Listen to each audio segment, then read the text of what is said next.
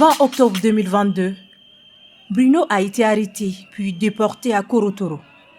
Son tort est de sortir de la maison chercher de l'eau pour sauver sa famille asphyxiée. 10 mois passés à la prison de haute sécurité de Korotoro, une localité située à plus de 600 km de la capitale, il a été gracié. Mais les séquelles sont visibles. Tout d'abord, je rends grâce à Dieu. Ce n'est pas un endroit où quelqu'un doit aller et revenir en vie. Ils ont commencé par jeter les gaz lacrymogènes partout et on a aperçu 2 gaz lacrymogènes qui est entré chez nous. Et il y avait ma famille qui était presque asphyxiée. Une femme, ça ne résiste pas à tout. Donc, j'ai pris ce courage-là de sortir de la maison pour aller chercher de l'eau. On a un voisin à côté là qui a un forage, donc il nous a sorti un robinet dehors. En cas de quoi, on va chercher de l'eau. Raison pour laquelle j'ai pris ce courage-là d'aller chercher de l'eau.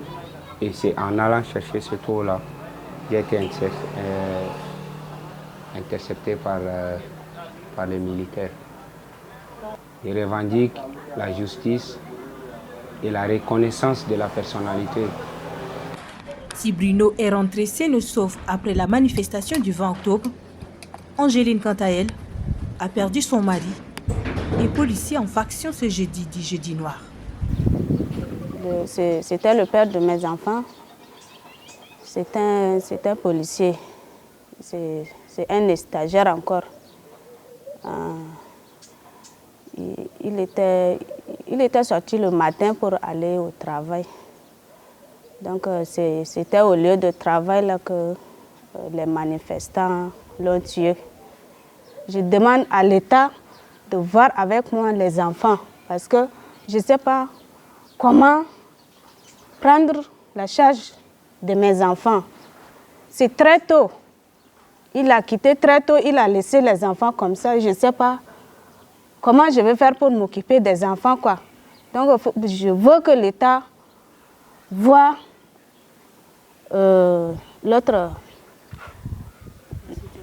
la situation de mes enfants parce que c'est trop l'autre, quoi. C'est trop lamentable. Quand je vois mes enfants, je ne sais pas quoi faire. Cette date est une date douloureuse pour les Tchadiens. Jusqu'ici, certains parents dans l'angoisse attendent le retour incertain de leurs proches qui sont portés disparus. Il faut rappeler que cette manifestation réprimée dans le sang a fait 73 victimes selon le gouvernement et plus de 300 selon les organisateurs. Un an après, elle est toujours inconsolable. Le 20 octobre 2022, son époux Orédier Narcisse a été fauché par une balle devant son domicile pendant un heurt entre les manifestants contre la prolongation de la transition et les forces de l'ordre. Évacuée d'urgence à l'hôpital, la trentenaire n'a pas survécu. Aujourd'hui, Linda vit seule avec son enfant. Le 20 octobre me rappelle beaucoup de choses. Depuis la disparition de mon mari, je ne suis pas comme d'avant. Je pense trop.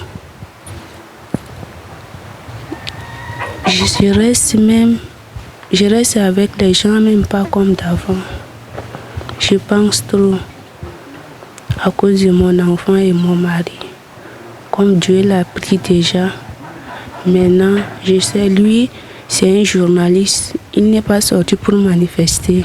Au lendemain de cette marche qui a coûté la vie officiellement à 73 manifestants et plus de 300 selon les organisateurs, la famille de Orédier Narcisse réclame justice. Nous avons mené les différentes démarches. Nous avions constitué tous les dossiers qui devraient être engagés pour que nous puissions être éclairés qu'est-ce qui est arrivé concrètement à Narcisse. Parce que jusqu'à là, nous ne savions rien de quoi et pourquoi. Orédier Narcisse était diplômé de l'École supérieure de journalisme de Lille et a aussi étudié à l'Institut universitaire des sciences et techniques d'Abéché, tué à fleur d'âge. Ils ne connaissent pas tous leur groupe sanguin. Du moins, ceux qu'on a interrogés dans les rues ce matin. Oui, je connais. Au plus. Ouais. Non, je ne connais pas. Parce que je n'ai pas fait le test pour savoir. Je suis sûr parce qu'il y en a dans l'autre, mais c'est seulement que je n'ai pas pris. C'est AB+, c'est AB+, je pense. Personnellement, c'est pas important pour moi parce que même si je tombe malade, je viens à l'hôpital, ils vont quand même passer le test. Est-il important de connaître son groupe sanguin? La question posée à ce spécialiste et sa réponse est surprenante. Sur le plan transfusionnel, sur le plan de la connaissance pure et simple, c'est bon de connaître que de ne pas connaître. Ça, c'est sûr. Mais sur le plan de son impact, l'impact de cette connaissance sur le processus de transition, en réalité, il n'y a pas de différence entre celui qui connaît son groupe sanguin et celui qui ne connaît pas. Ils sont logés dans le même enseigne. Connaître son groupe sanguin peut être primordial, mais la majorité de ceux qu'on a interrogés ne connaissent pas leur groupe sanguin. Ces vidéos l'ont fait couler des larmes. Elles montrent une partie d'intimité des hauts cadres du pays avec des femmes. Elles sont devenues virales sur les réseaux sociaux et la féministe les condamne avec fermeté. Quelques années, ces filles, ces femmes qu'on a exposé leur nudité sur les réseaux sociaux. Chaque année, à la date où cette vidéo a circulé, ça va revenir. Et ces femmes auront peut-être, si c'est des filles encore, auront des enfants. Imaginez un enfant qui regarde la nudité de sa maman. On est en Afrique, s'il vous plaît. Je condamne cela, mais d'une manière très féroce. Ces sextapes gagnent de plus en plus les médias sociaux, mais que risquent les auteurs? Dans la réalité, cela est constitutif d'une infraction qu'on appelle atteinte à la pudeur, attentat à la pudeur et aux bonnes mœurs. Maintenant, si vous avez utilisé des supports des réseaux pour pouvoir commettre ces infractions, on s'en réfère à la loi sur la cybercriminalité pour pouvoir vous condamner. C'est possible. Si les faits sont avérés, si on arrive à vous imputer la responsabilité de ces faits-là, vous pouvez faire l'objet de poursuites. Au lendemain de la publication de ces vidéos, les deux ministres ont jeté l'éponge. Présent dans le domaine du transport et de la logistique, Africa Global Logistique Tchad et l'Agence nationale des investissements et des exportations ANI, ainsi que les banques appuient dans le domaine de la logistique les opérateurs économiques afin de contribuer à surmonter les multiples difficultés. L'objectif du lancement de la campagne d'exportation est de vous présenter d'une part les opportunités d'exportation que nous pouvons vous accompagner à développer, mais surtout les services aux exportateurs que nous pouvons vous proposer tout au long de la campagne à venir. Ainsi, l'idée originelle qui a lancé la collaboration entre MSC, l'ANI et AGL est de créer le cadre le plus simple et le mieux organisé pour faciliter vos opérations d'exportation. Pour l'Agence nationale des investissements et des exportations, c'est une célébration de partenariat avec Africa Global Logistique Tchad. Aujourd'hui, nous célébrons le partenariat avec AGL. Ce partenariat a appelé à s'élargir à de nouveaux acteurs économiques pour nous permettre de proposer une offre de services complète, compétitive et qui facilite l'exportation de produits tchadiens.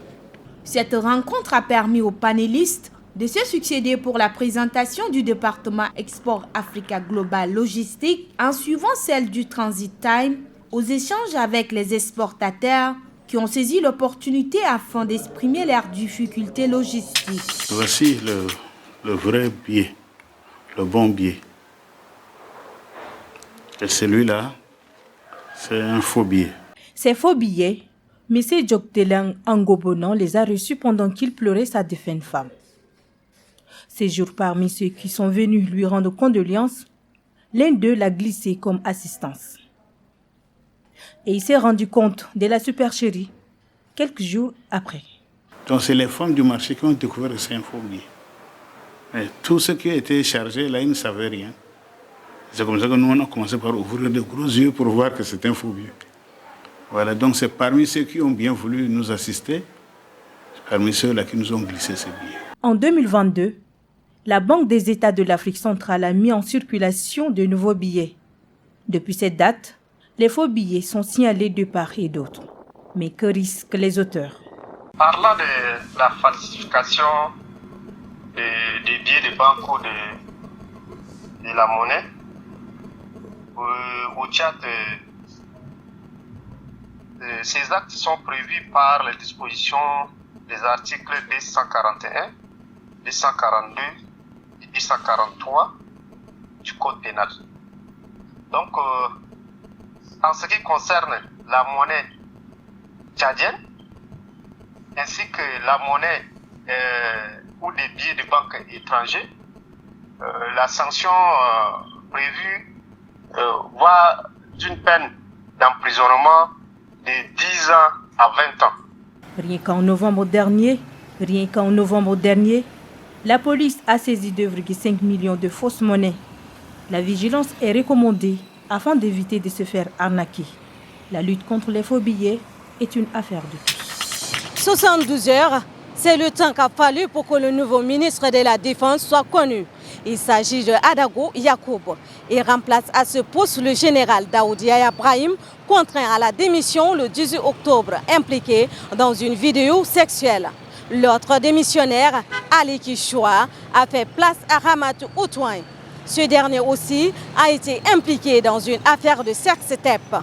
Nommé au secrétariat général du gouvernement, Ramatou Outouin cède son poste de l'énergie à Abdoulaye Diar Mogodi. Adago Yacoub est la grande surprise de ce réajustement gouvernemental. Il devient l'un des rares civils à prendre les rênes de la défense et le premier sous la transition. Ce pont, pour le traverser, il faut plus s'armer du courage. Surnommé le pont de la mort ou chemin de perdition, ces surnoms, le pont d'Indila le porte pour des victimes qu'il fait chaque année. Ici même, Kleingar Nyerangi a perdu 3 membres de sa famille. 2 années après, la douleur y est encore. C'est un pont qui cause beaucoup d'accidents. En 2021, 15 personnes ont trouvé la mort et les 2 autres personnes sont portées disparues. Parmi les 15 personnes, il figurait mon grand frère. Nous l'avons inhumé ici. Les 2 autres sont les membres de ma famille. Nous ne les avons pas retrouvés jusqu'aujourd'hui. Ce pont n'est que la partie visible de l'iceberg de cette voie d'environ 35 km de Koumra. Pour le parcourir à moto, il faut au moins 3 heures du temps. Totalement délabré, des chauffeurs préfèrent le délaisser au risque de mettre en péril des vies humaines. Plusieurs fois, les autorités ont annoncé le réhabiliter. En 2021, un accident sur cette voie a coûté la vie à 15 personnes et a fait 13 blessés. De nombreuses fois, des autochtones ont interpellé les autorités sur cette voie accidentogène. Et chaque année, pas moins de 10 personnes périssent sur cette voie.